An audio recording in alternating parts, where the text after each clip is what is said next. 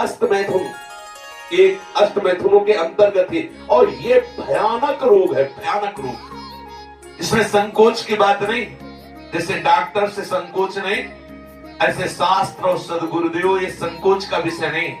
ये वो भयानक रोग है जो कैंसर से भी, टीबी से भी बड़ा भयानक रोग है, बड़ा भयानक रोग। उसकी तो औषधि, इसकी औषधि नहीं है। वो तो प्रारब्ध से आ रहा है। ये आप वर्तमान क्रिया को बिगाड़ कर अपना नाश कर रहे हैं।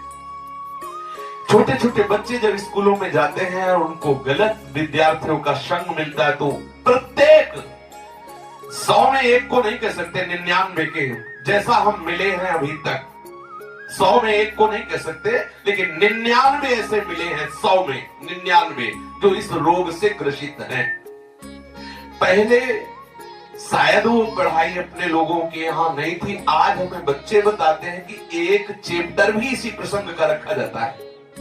किसी विद्यार्थी जीवन से आए हुए साधु वेश में अपने उपासक ने बताया कि हम लोगों को शिक्षा दी जाती है कि जैसे खून निकल जाता है तो नया खून और बलवर्धक बनता है, ऐसे ही इस ब्रह्मचर्य का नाश करना अति आवश्यक है, क्योंकि वो हटेगा तो समस्त मांसपेशियों में नई शक्ति जागृत होगी। बोलो कितनी बड़ी हानि की बात, कितने बहुत बड़े दोष की बात। छोटे छोटे बालकों की जिनकी किसी भी तरह से ब्रह्मचर्य नष्ट करने की अवस्था नहीं हुई, वो अपने ब्रह्मचर्य का संहार कर रहे हैं केवल मनोरंजन के लिए। प्लेग, इन्फ्लुएंजा, ये रोग इतने बड़े महामारी नहीं जितना महामारी ये रोग है, जिसे बच्चे और बच्चियां खिलवाड़ समझ रहे, मनोरंजन समझ रहे, ये करना आवश्यक ही है ऐसा समझ रहे, सुविधाएं दी जा रही, कहा जाता खेलो हंसो, मार दिया। अभी किसी योग्य नहीं हो पाए और उनको सारी योग्यता नाश करने की शिक्षा दे दी गई और नष्ट हो गए। ना वो गृहस्थी लायक रह गए, ना विरक्ति लायक रह गए। ये जो अष्टमैथुन जनित महारोग से, भयानक रोग से ग्रसित साधक जो भी मनुष्य, जो भी बच्चे हैं, सावधानी, बिल्कुल अपनी मृत्यु का वर्ण कर रहे हैं। और हम ये पक्की बात कर रहे हैं, 100 में 99 इस दोष से ग्रसित हैं। 100 में 99, 98 नहीं, 99।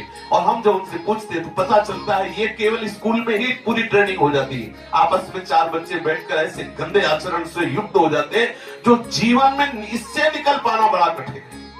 नाना प्रकार की, गंगा की कसम, यमुना की कसम, भगवान की कसम, गुरु की कसम, सब कसम एक तरफ, खाने के बाद 1 मिनट बाद जहां वो अपने स्वरूप में कामाग्नि जागृत हुई, नष्ट हो जाता है साधक। ये जो हस्त क्रिया के द्वारा अपनी वीर शक्ति का नाश कर रहे हैं, बिल्कुल समझ ले ये अनिष्टकारी चेष्टा पहली बात अगला जन्म तुम्हें मनुष्य का नहीं होने देगी, क्योंकि तुम इतना भयानक अपराध कर रहे हो। हर वीर शक्ति में वो जीवाणु है जिससे मनुष्य का जन्म होता है। आप उसको किस तरह से नष्ट कर रहे हैं, पहला महापाप तुम कर रहे हो। दूसरी बात, जैसे किसी लकड़ी में घुन लग जाता है, अंदर उसे खाली कर देता है, ऐसे ही ये क्रिया हर साधक को, हर बच्चे को, हर मनुष्य को जर्जर कर देती है, उत्साहहीन कर देती है, निकृष्ट भावना से युक्त कर देती है। कसम खाइए कि मैं जीवन में कभी अष्टमैथुन नहीं करूंगा।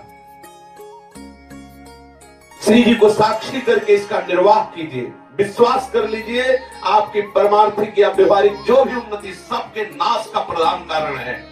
आप ऐसे कारण को स्वयं कर रहे हैं। गृहस्थी धर्म में तो जब संयोग होगा तब होगा, आप इसमें प्रतिपल मर रहे हैं, प्रतिपल। और ये आपको इतना कमजोर, इतना परास्त कर देगा, आप भगवत मार्ग में चल नहीं सकते। आप इसे निश्चय करें, इसी क्षण निश्चय करें कि मैं कभी भी हस्त क्रिया के, तो कोई भी साधक, स्त्री या पुरुष, कोई भी साधक किसी भी प्रक्रिया के द्वारा हम ऐसा, जब तक गृहस्थ धर्म से युक्त होकर हम भगवत पूजा की भावना से संतानोत्पत्ति वाली क्रिया, वो अलग चीज, अपने किसी चेष्टा के द्वारा हम ऐसा नहीं करेंगे। जो ऐसा करते हैं उनकी समस्त इंद्रियां दुर्बल होती जाती हैं, एक एक नस से उनकी शक्ति का ह्रास होता जाता है और उनके मुंह में पीलापन, सिकुड़न बिना वृद्धावस्था के से दिखाई देने लगती है। नस में दौर्बल्य, बार बार स्वप्न दोष, नाना प्रकार के गंदे संकल्प, नाना प्रकार की जलन उनके हृदय में प्रकाशित हो जाती है और वीर शक्ति इतनी द्रवित हो जाती है कि उनको पता ही नहीं लगता कब स्खलित हो गई। इसलिए साधक सावधान, ऐसी गलती बिल्कुल न करे, बिल्कुल न करे, क्योंकि शरीर के भीतर एक मनोवाहा नाम की एक नाड़ी है। इस नाड़ी के साथ संपूर्ण नाड़ियों का संबंध है। जे भी आप कामासक्त होकर के इस क्रिया को करते हैं, संपूर्ण आपके शरीर की नस नाड़ियां कांप जाती हैं। शरीर से लेकर मतलब सिर से लेकर पैर तक संपूर्ण यंत्र, छोटी मोटी सब नाड़ियां कंपायमान हो जाती हैं। फिर उस रक्त से मंथन करके फिर जो निकलता है उसे वीर्य कहते हैं। कितना बड़ा नाश कर रहे हैं आप। इस धातु से दौर्बल्य, प्रमेह, स्वप्न में, मनोमेह बड़े कठिन कठिन रोग घेर लेते हैं। पक्षघात, ग्रंथिवात, संधिवात, अपस्मार, मिर्गी, पागल पर भीषण भीषण पीड़ाएं शरीर में, न जाने कितने निंदनीय रोग इस क्रिया के द्वारा होने लगते हैं। इसलिए प्रत्येक उपासक को, चाहे वो गृहस्थ मार्ग का हो या विरक्त मार्ग का हो, बिल्कुल ऐसी क्रिया ना करे। जब कोई हस्त क्रिया करता है तो उसके सीधे कलेजे पर धक्का लगता है। जब क्रिया करता है तो संपूर्ण नस नाड़ियों में हलचल और हृदय पर धक्का लगता है, जिससे उसका दिल कमजोर होने लगता है। और वही सबसे ज्यादा जिसे हार्ट अटैक कहते हैं, वही कारण होता है। वीर चरण ही उसका प्रधान कारण होता है। क्षय, खांसी, श्वास, यक्षमा महाभयानक रोगों का बुलावा है। हृदय रोग से पीड़ित अभागे मनुष्य किस क्षण मर जाए कोई पता नहीं। मस्तिष्क पर जो एक ऊर्जा शक्ति, विचार शक्ति होती है, वो नष्ट हो जाती है। जो ये हस्त क्रिया को करते हैं उनको देखते ही पता चलता है करते हैं। कुछ ऐसे लक्षण होते हैं जिनको देखने से ही पता चलता है। ये आजकल के माता पिता स्वयं सावधान नहीं, बच्चों के सामने ऐसी चेष्टाएं करते हैं कि उनकी सामर्थ्य नहीं कि अपने बच्चों को रोक सके। वो समझते हैं कि बच्चों से ये बातें करना ठीक नहीं है। लेकिन आप समझिए, अगर बच्चों को आप एक छूट दे रहे हैं, आप उनका कितना जीवन नष्ट कर रहे हैं। उनकी आंख, नाक, कान, जिह्वा, वाणी, पैर, त्वचा सब कमजोर हो रहे हैं। और इस कारण जब वो गृहस्थ धर्म में प्रवेश होते तो गृहस्थी लायक नहीं रह जाते। गृहस्थी लायक नहीं रह जाते इन क्रियाओं के करने के कारण। माता पिता को, सदगुरु को चाहिए, उपदेशक को, कि अपने आसपास इस बात को कहे कि वो कभी ऐसी गंदी चेष्टाएं ना करे। ये जो हस्त क्रिया के द्वारा शक्ति का नाश करते हैं, ये प्रतिक्षण काम से युक्त रहते हैं। इनके हृदय में वही चिंतन चलता रहता है। बालक अवस्था से लेकर के यौवन अवस्था तक देखिए आप, इनकी आंखों में देखिए ना तेज होगा, नहीं गंभीरता होगी, बहुत चंचलता, निस्तेज आंखें होगी, चेहरा पीला पड़, जब देखो तो ऐसा लगता है कि शर्मिंदा हो रहे हैं, मुंह छिपा रहे हैं, ऐसा लगेगा। पहला लक्षण है। दूसरा, कुछ इतने निठल्ले, ऐसे दिखावटी स्वभाव के, ऐंठ में, अकड़ में, गर्मी में रहते, ये वीर शक्ति के नाश का लक्षण है। गंभीरता नहीं, शांति नहीं, उदारता नहीं, धैर्य नहीं है, वो अपने को बड़ा दिखाना चाहते हैं, ये सब उसके नाश के लक्षण हैं।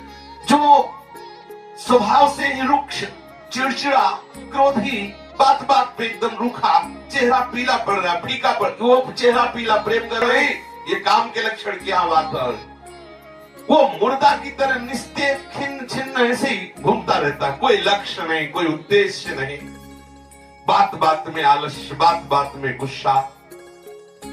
जो गालों में बिना कोई गुलाबी कुछ लगाए जो गुलाबी दिखाई देती है वो ब्रह्मचर्य की होती है।